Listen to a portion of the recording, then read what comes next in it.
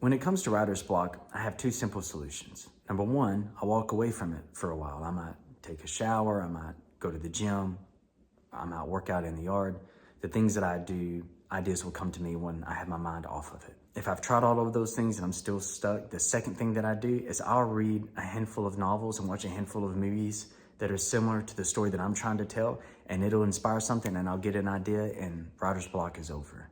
Every story that you can imagine has already been told, and I may have already said this, I don't recall, but Dostoevsky's famous for saying that there's only two stories. One, a hero goes on a journey, or number two, a stranger comes into town. No matter what you write, your story is going to remind somebody of another story that they've encountered. So go and consume all the great stories and try to get some ideas triggered in your head and put them in your story. There's an author that people in the publishing world know that he does this. He hires a team of writers to write his novels for him, and then he serves as the senior editor. It's because he's a brand. If his name is on it and it's in his tone and style, it's his and it's going to sell. So he just takes the great stories they create, he goes through, he edits them, puts it in his own style of writing, and away it goes to the publishing.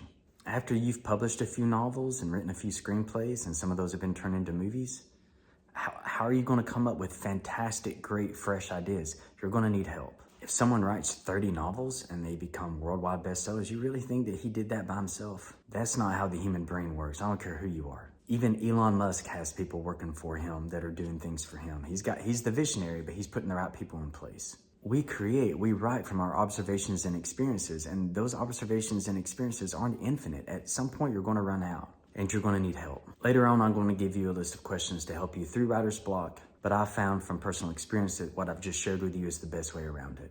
Let's say it's not writer's block that you're struggling with, but let's say you're just stuck on a paragraph or a sentence. All right, so I got a great solution for this.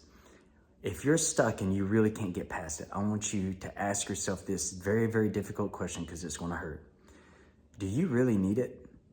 Because every time I've been stuck on something and I can't get past it and I ask myself that question, do I really need this? Guess what the answer has been? No.